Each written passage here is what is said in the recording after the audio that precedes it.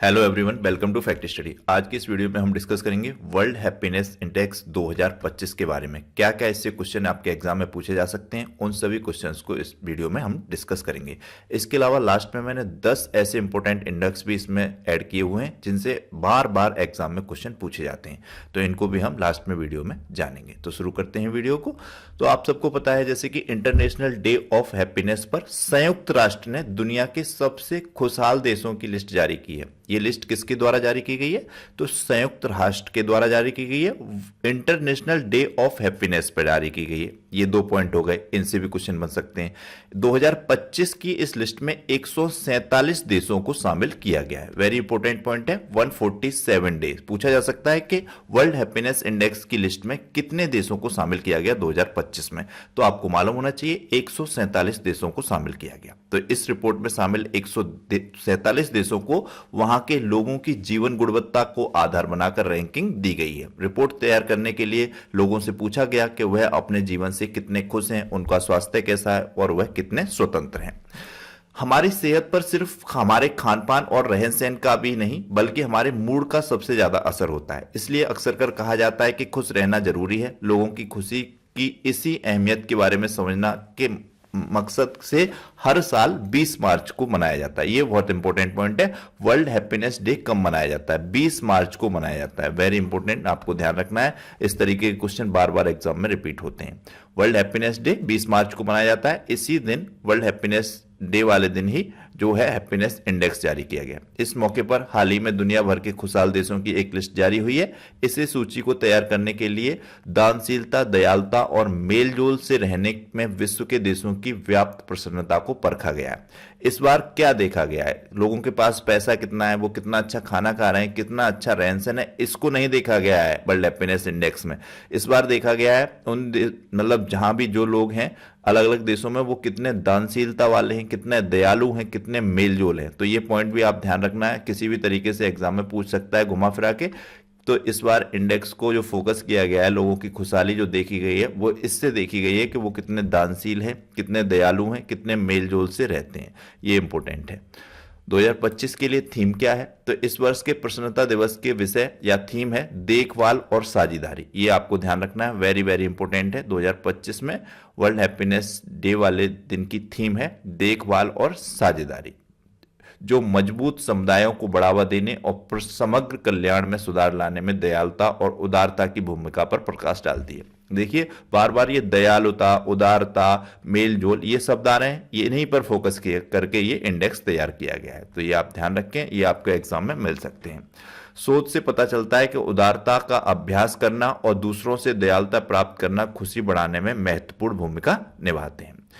ये कुछ देश हैं जो टॉप पर रहे, इनको भी जान लेते हैं। तो फिनलैंड लगातार 8 सालों से दुनिया की सबसे खुशहाल देशों में टॉप पर है, जबकि डेनमार्क, आइसलैंड और स्वीडन 4 सर्वोच्च खुश देश शामिल हैं। जैसे कि आप देख सकते हैं यहाँ पर हमने टॉप 15 कंट्रीज ऐड की हुई हैं जो सबसे खुशहाल देश की इंडेक्स की सूची में मतलब टॉप स्थान बनाए हुए हैं। वर्ल्ड हैप्पीनेस इंडेक्स की ताजा रिपोर्ट में बताया गया कि पिछले साल के मुकाबले इस साल 8 स्थानों का सुधार करते हुए भारत को हैप्पीनेस इंडेक्स में 118वां स्थान मिला। पिछले साल इसका 126 था, तो इसने अपने 8 रैंक की सुधार करके 118वें स्थान पर भारत है। तो भारत का तो स्थान ध्यान रखना ही रखना है, 2024 का भी रखना है और 2025 का भी रखना है। कभी कभी ऐसा होता है एग्जामिनर पिछले साल का पूछ लेता है, तो बच्चे बहुत कंफ्यूज हो जाते हैं, उनका क्वेश्चन गलत हो जाता है। तो ये आपको गलत नहीं करना है। 2024 में भारत की रैंक थी हैप्पीनेस इंडेक्स में 126, इस बार 8 अंकों का सुधार हुआ है, 118वां स्थान है। हमारे देश ने दान के मामले में 57वीं रैंक पाई है। यहीं पर अगर फोकस करके पूछ ले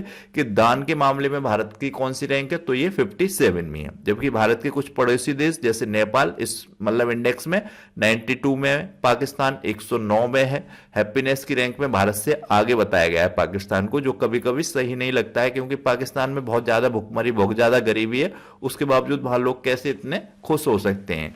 तो जैसा कि पीछे था कि ध्यान मतलब दयालुता के आधार पर, उदारता के आधार पर, इस आधार पर शायद हो।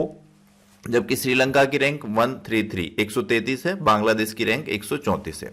और ये टॉप देश हैं, जैसे फिनलैंड, इसकी रैंक पूछ ली जाती है, डेनमार्क की पूछ ली जाती है, आइसलैंड की पूछ ली जाती है, स्वीडन की पूछ ली जाती है, नीदरलैंड की। तो ये 5 तो आपको ध्यान रखना ही है और आपको वैसे ये फिनलैंड सबसे इंपॉर्टेंट है।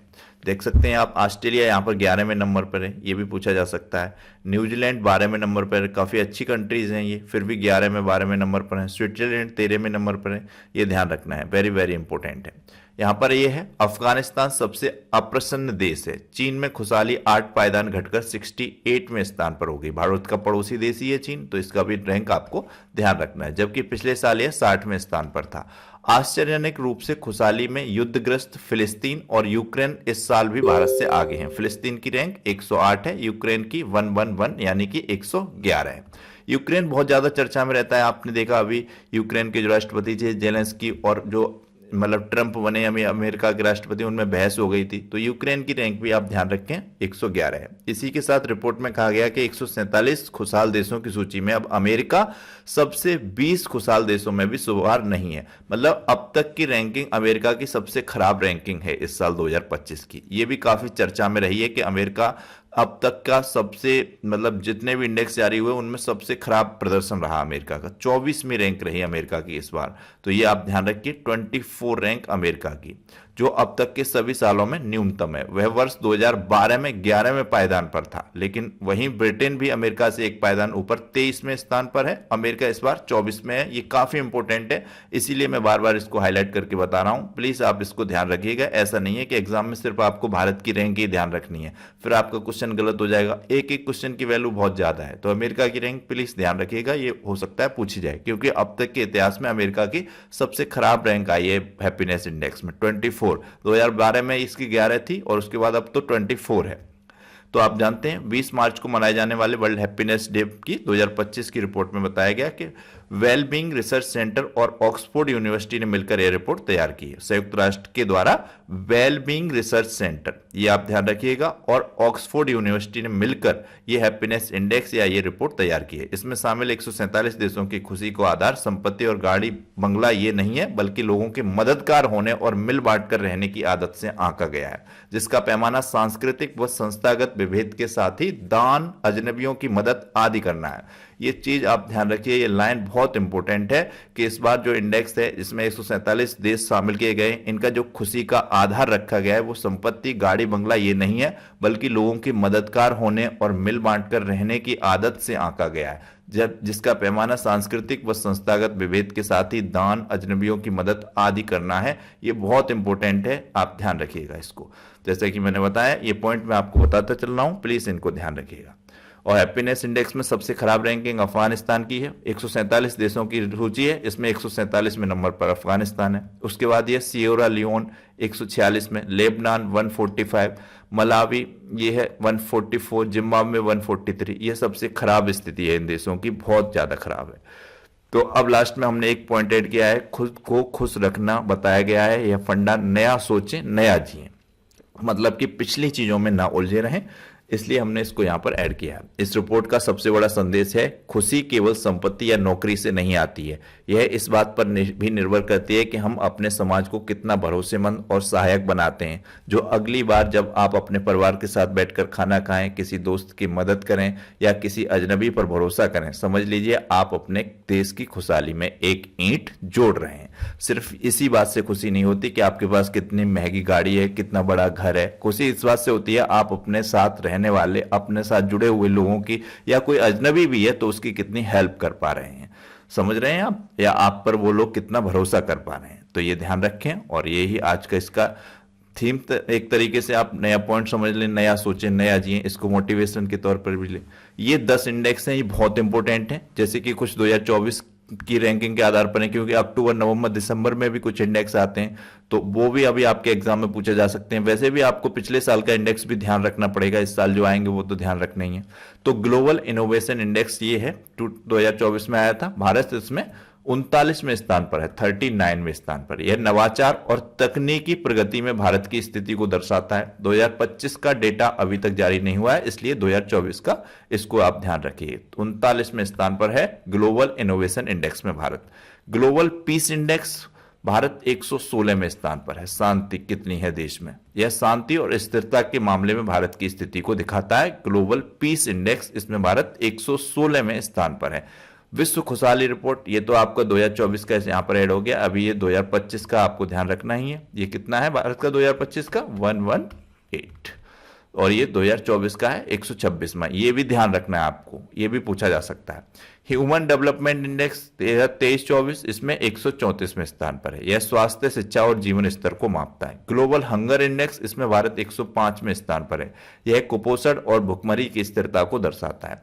प्रेस फ्रीडम इंडेक्स बहुत इंपॉर्टेंट है, ये जब भी जारी होता है तो काफी हलचल मच जाती है कि भारत देश की प्रेस की फ्रीडम किस तरीके की है, क्या वो एक भारत सरकार की पक्ष में दिखाती है खबरों को, इस तरीके का माहौल चलता ही रहता है। तो प्रेस फ्रीडम इंडेक्स में भारत 159वें स्थान पर है। यह प्रेस की स्वतंत्रता में भारत की स्थिति को दिखाता है। हेनली पासपोर्ट इंडेक्स 2025, इसमें भारत 85 यानी कि 85वें स्थान पर है। जनवरी 2025 में जारी हुआ, यह भारतीय पासपोर्ट की वैश्विक पहुंच को मापता है। ग्लोबल फायर इंडेक्स, इसमें भारत चौथे स्थान पर है। यह सैन्य शक्ति में भारत की स्थिरता को दर्शाता है।